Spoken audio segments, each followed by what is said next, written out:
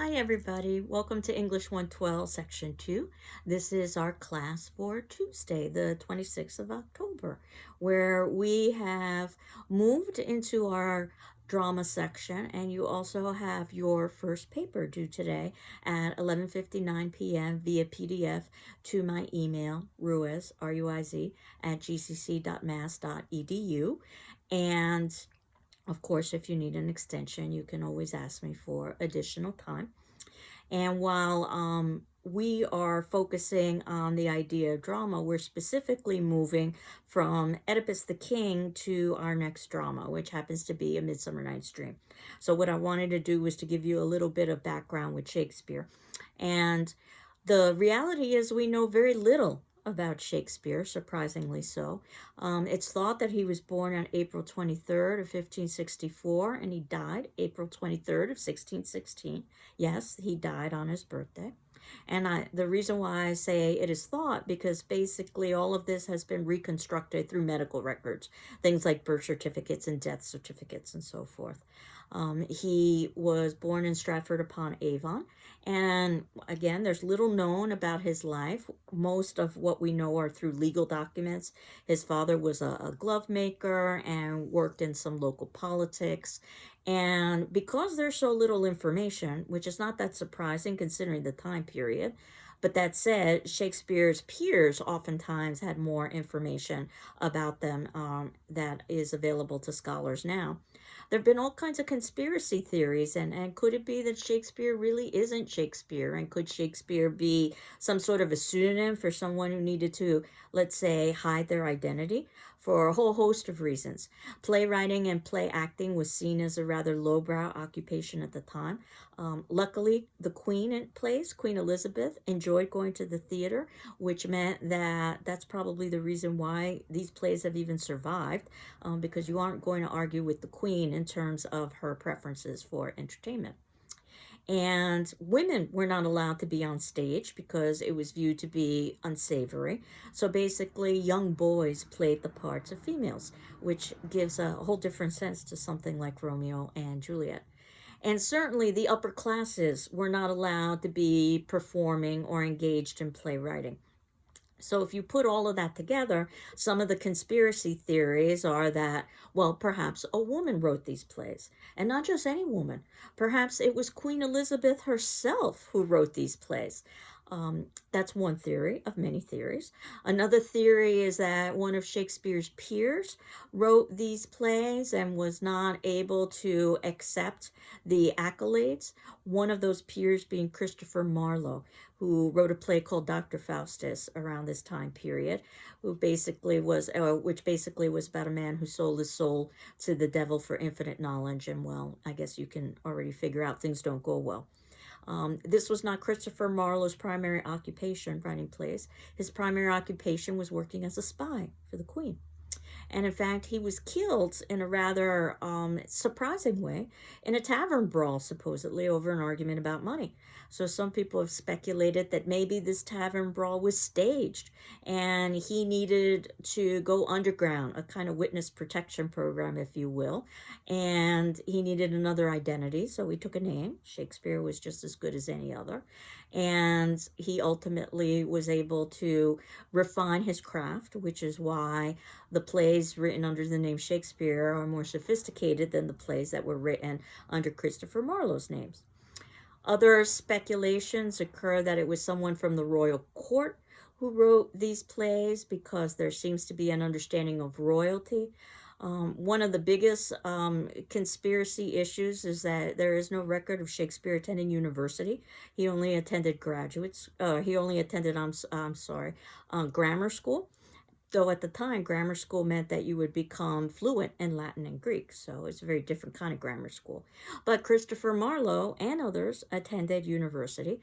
I always thought that was a little bit of an elitist argument, that you need to go to university in order to be genius. And I think genius is something that one is born with, whether it be music or art or athletics, not necessarily something that can be taught. So if you like conspiracy theories, perhaps the most ludicrous I've heard is that a committee wrote these plays.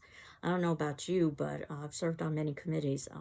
Committees can't even find a time to meet, let alone write 30 plus plays and keep it a secret. So basically, scholars have come to the conclusion that, we're not really going to know for certain, but thus far, all of the evidence would seem to suggest that there was indeed a Shakespeare and that this Shakespeare wrote these plays.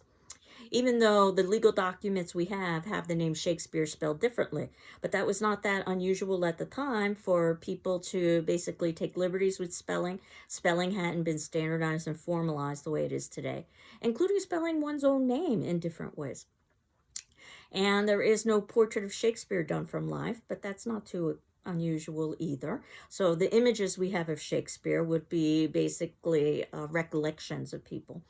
And then ultimately we have the writings themselves. So at least we can focus on that.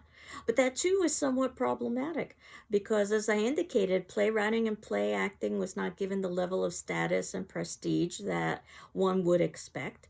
So basically, there wasn't a kind of formalized copywriting system. The plays were performed, and if someone wanted a copy of the play, they could get a bootleg copy of the play, a kind of paperback version, if you will.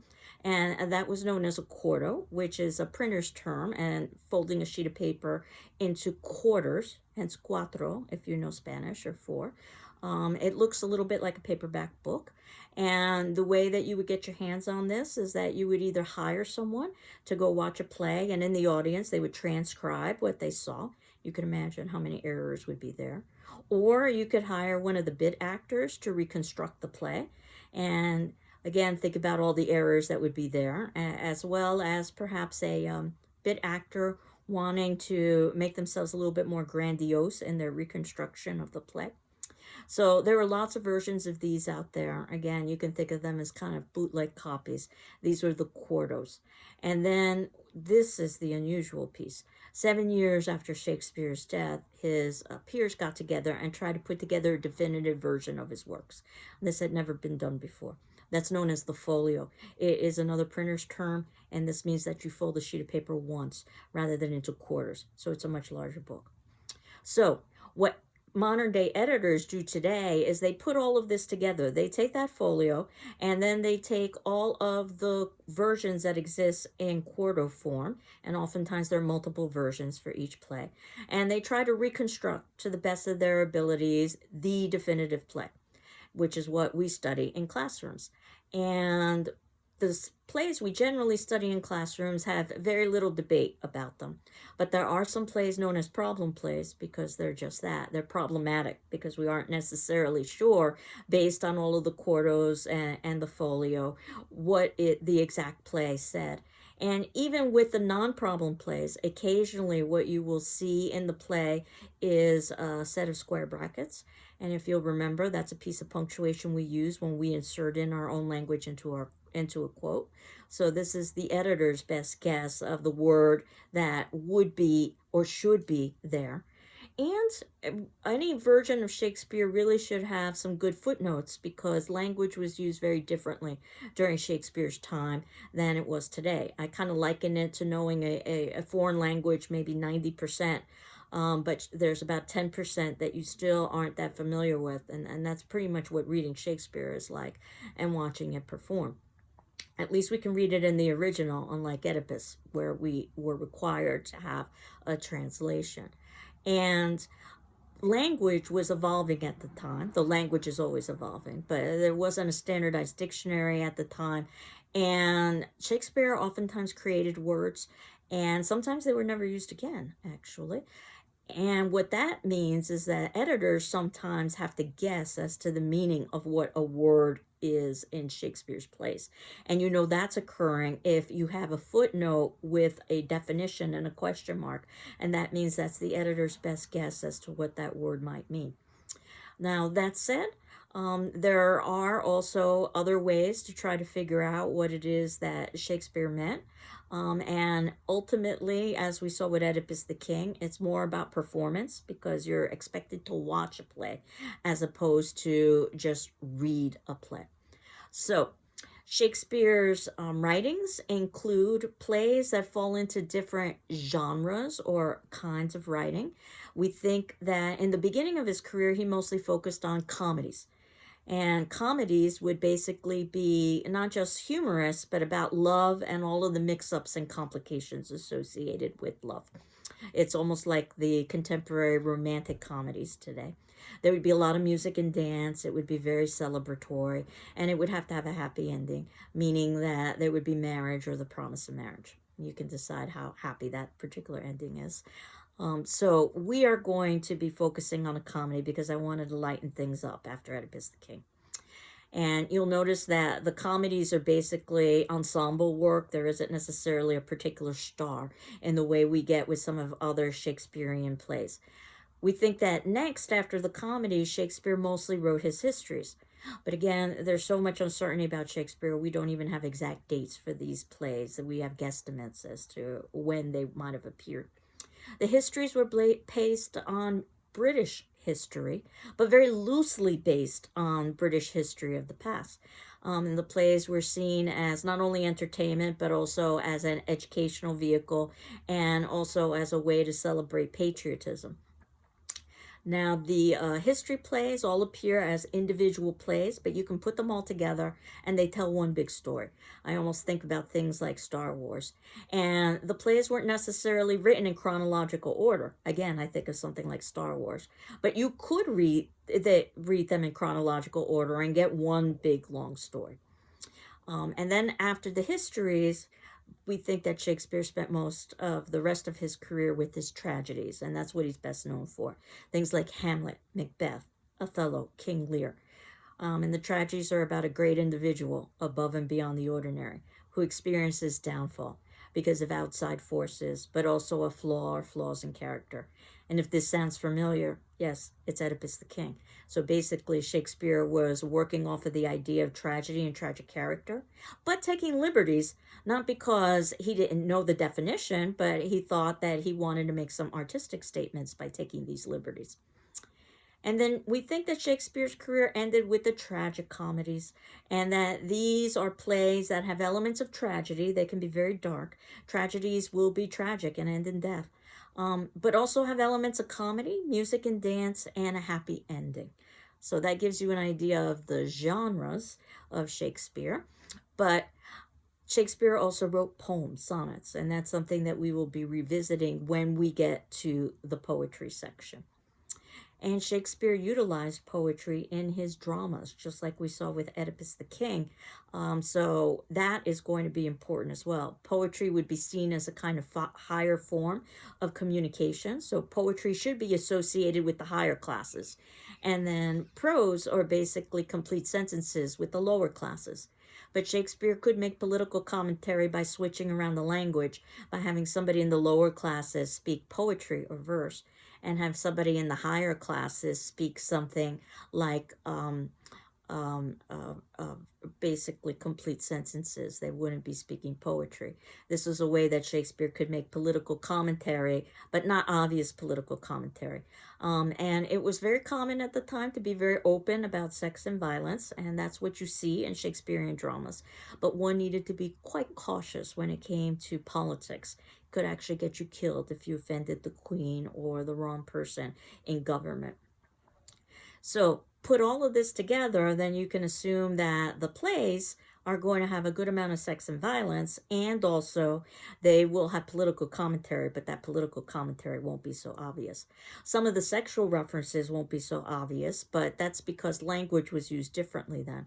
So, for instance, take the word die, D-I-E, meaning the ending of life, or it could be the singular of the plural dice. During Shakespeare's time, die meant something very different. It also meant orgasm. So when a character says, I die upon your lap, well, you get the idea. So there is a resource you can use. It's called the Oxford English Dictionary, where they attempt to have a list of all of the words in the English language and their historical usage through time. So when they used to print this, it was encyclopedic, multiple volumes. They don't print it anymore now; it's just online. Or and although you could get perhaps a used copy in print. And obviously, multiple pages would be devoted to each word, with all of the definitions, and their changes through time with examples of how those changes occurred. And if you were to go into the Oxford Dictionary, one of the many definitions of die around Shakespeare's time, you would see would be orgasm, so that you could learn that if you wanted to. So, by going to the Oxford English Dictionary or another glossary of Renaissance language, you might not necessarily find it in a contemporary dictionary because we use the word die very differently now. And as we know, the location of performance is going to very much influence the kind of performance we have. We saw that with Oedipus the King. It'll be the case also with Shakespeare. And during Shakespeare's time, they had large outdoor theaters, and probably the most famous was the Globe Theater, and that was Shakespeare's theater. It was known as a circular wooden O. It was built out of wood with wood jointry, and basically it was an open air theater, so there was no roof. There was a side roof that was thatched, but in the center would be open. And all of society attended these plays, the rich and the poor, the educated and the non-educated, the young and the old. It was the kind of television of the time.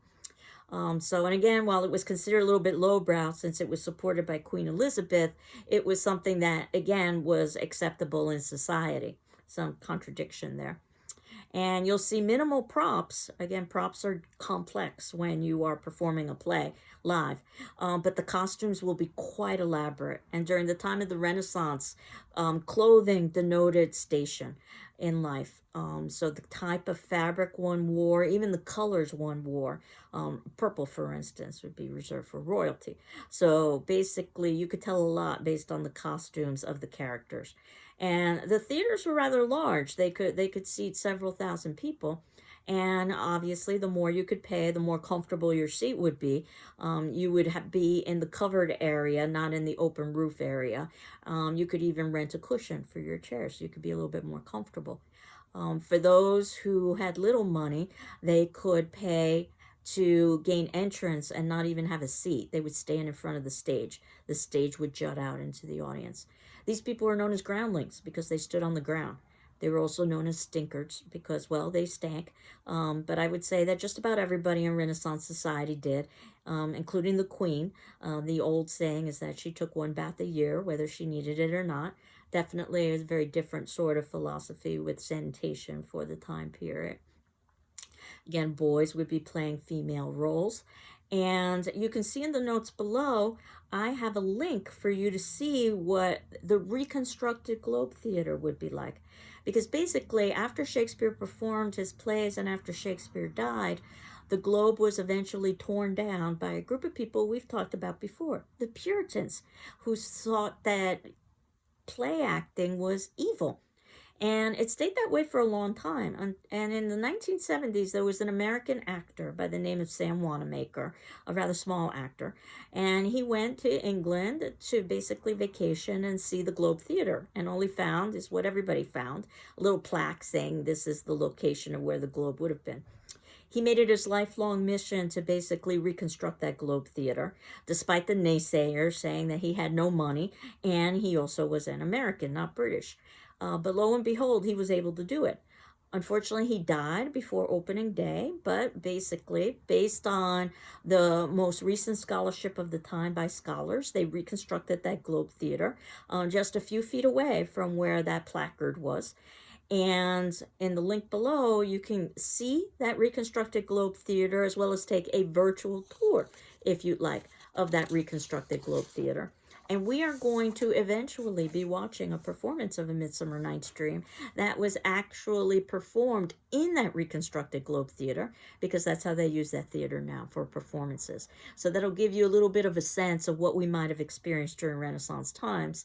Of course, there'll be modernizations, things like electricity and fire exits and so forth. There are safety codes that need to be followed nowadays. But still, it'll give you a little bit of an idea. And the irony that those groundlings that were perhaps uncomfortable and exposed to the elements had the best seat in town, basically because they were right in front of the stage. It almost reminds me of going to a musical concert and you pay so much money for those front row seats, and then you basically stand for the entirety of the concert. So, in terms of A Midsummer Night's Dream, it's thought it was written around 1595, circa 1595. Again, we will be exposed to Renaissance English, which I think of as an English that we know perhaps 90% of. It is meant to be heard, it's very oral, and it does get easier as you're exposed to it. That I can promise you. I talked a little bit about some of the ways that Shakespeare would use language, such as using verse or poetry to make statements, and then using prose or sentences to make other kinds of statements. You'll have a lot of rhyme and meter and other elements associated with poetry that we'll talk about. A good number of subplots. These plays are longer and more complex than what we saw with Oedipus because play acting has become much more developed over time. All of the subplots are connected to one another, and all of them basically will have some purpose. Everything in a Shakespearean play has purpose, even if it doesn't seem like it. And in fact, the plays can be divided up into 5 sections known as acts. And you can pretty much predict what's going to happen in each act. Act 1, remember I was talking about the acts sort of in a kind of pyramid structure, where the first act would be the bottom level of the pyramid on the left-hand side. Act 1 would be introduction to characters and plot. Act 2, which would be rising up of the pyramid, would be the rising action. Act 3, which would be the tip of the pyramid, would be the height of conflict. This is where the you-know-what hits the fan, so to speak, in the play. Act 4, the beginning of resolution, and Act 5, finally the ending of that pyramid, the resolution itself. Midsummer, slightly different because it seems that the play ends in Act 4 and Act 5 is superfluous. But trust me, there's nothing superfluous about Shakespeare. Act 5 will be just as important as every other act. So this gives you a little bit of a sense as to the playhouses, gives you a little bit of sense of Shakespeare and some of the controversy associated with them, gives you a little bit of sense of the kinds of writings that he engaged in, which means that for us, next class, we can begin with a performance of A Midsummer Night's Dream. Again, our short story paper, approximately 4 to 5 pages, but as long as it needs to be, would be due on Tuesday, if you're watching this on Tuesday, the 26th, 11:59 p.m. via PDF to my email. But if you need an extension, just let me know.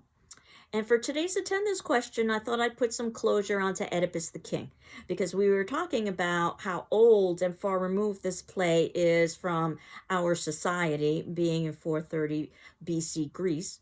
But today's attendance question, which will be due on Wednesday at 10 a.m., is about Oedipus the King.